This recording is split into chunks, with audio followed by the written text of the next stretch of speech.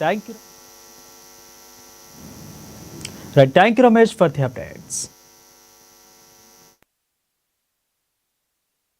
చంద్రబాబు గారికి నీళ్లను, గోదావరి నీళ్లను తెలంగాణ రైతులకు సున్నం పెడుతూ, తెలంగాణ రైతుకు మోసం చేస్తూ అక్కడ కింద గోదావరిలో బనకచెర్ల కడుతుంటే దానికి పచ్చజెండా ఊపుతాడు. కింద శ్రీశైలం నుంచి కృష్ణా నీళ్లు అటు పోతిరెడ్డిపాడు నుంచి తోలుకొని పోతుంటే దానికి కూడా కళ్ళు మూసుకొని చంద్రబాబు గారు చెప్పినట్టు కోవట్టు పాలన ఇవాళ నడుస్తా ఉన్నది రాష్ట్రంలో. నీళ్ళేమో ఆంధ్రాకు పోతున్నాయి, నిధులేమో ఢిల్లీకి పోతున్నాయి.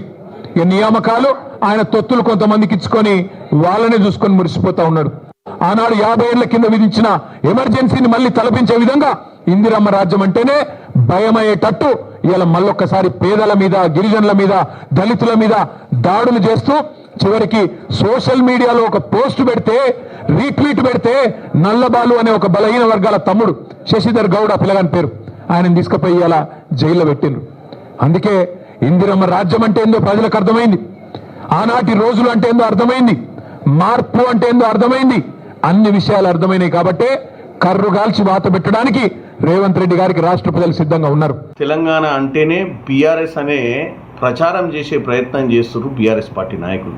ఈరోజు వాళ్ళ గురించి అనుకూలంగా రాసే పత్రికలే తెలంగాణ పత్రికలు, వాళ్ళ గురించి అనుకూలంగా చూపించేటువంటి టీవీ ఛానళ్ళే తెలంగాణ ఛానల్ అని చెప్పి, ఈ రాష్ట్రంలో మా గురించి ఎవరు నెగిటివ్ మాట్లాడొద్దు, మేము చేసిన తప్పిదాలు చూపించొద్దు, మా దరిద్ర 10 ఏళ్ల పాలన గురించి మాట్లాడొద్దు అన్న ఉద్దేశంతో మీరు అక్కసుతోటి తెలంగాణలో ఆంధ్ర ఛానల్ అని చెప్పి తెలంగాణ ఆంధ్ర సెంటిమెంట్ను మళ్ళీ రేకెత్తిచ్చే ప్రయత్నం చేస్తుర్రు.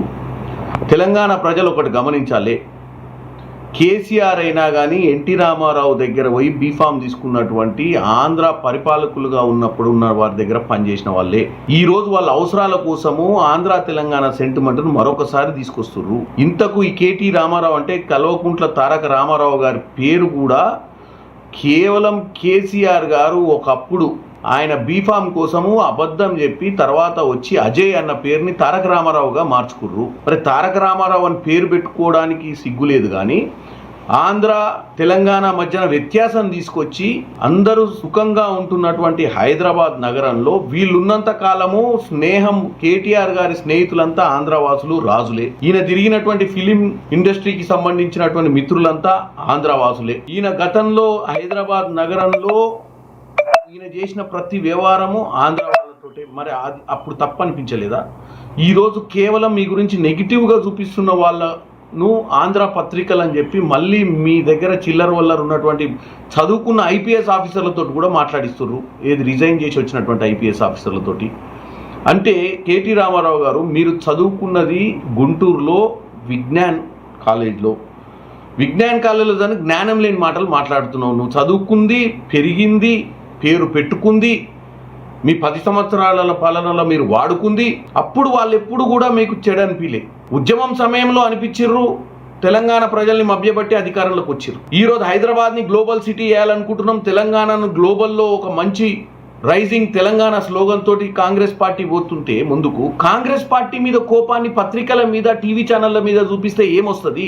మీరు చేసిన 10 ఏళ్ల అధికారం గురించి, ఇప్పుడు మీరు చేస్తున్నటువంటి చెడు ప్రచారం గురించి మరి ఛానళ్ళు చెప్పక తప్పదు కదా. చెప్పినప్పుడు మీరు ఒక రాజకీయ పార్టీగా ఉండి మంచిని చెడును రెండును ఆస్వాదించడం నేర్చుకోవాలి.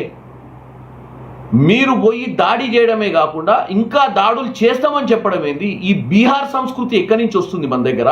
కేసీఆర్ గారు, మీరు ఫామ్ హౌస్లో ఉండి మీ పిల్లలను, ముఖ్యంగా మీ అల్లుడు, మీ కొడుకు, వీళ్ళు రెచ్చగొట్టి కార్యకర్తలతో. మాజీ మంత్రి, సిరిసిల్ల శాసనసభ్యుడు, తెలంగాణ రాష్ట్ర సమితి వర్కింగ్ ప్రెసిడెంటు, ప్రజాస్వామ్యం పట్ల ఏమాత్రం విలువలున్నా ముఖ్యమంత్రి రేవంత్ రెడ్డి గారు చెప్పినట్టుగా మీరు ప్రతిపక్ష నాయకుడితో ఒక లేఖ రాయించండి.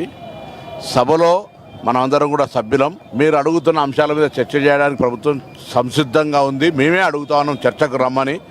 కాబట్టి ప్రతిపక్ష నాయకులతో లేఖ రాయించి సభలో చర్చ చేసినట్టయితే చర్చ రికార్డ్ అవుతుంది. చర్చ ప్రజల దగ్గర ఉంటుంది. రేపు పొద్దున భవిష్యత్ తరానికి తెలుస్తుంది ఎవరు ఏం తప్పు చేశారు, తెలంగాణకు అన్యాయం చేశారు అనేది. కానీ సీఎం దానినే బహిరంగంగా సవాల్ చేసి పిలిచాడు, బహిరంగ చర్చకు పిలిచాడు కాబట్టి నేను వచ్చాను, రావాలి సీఎం అని చెప్పి.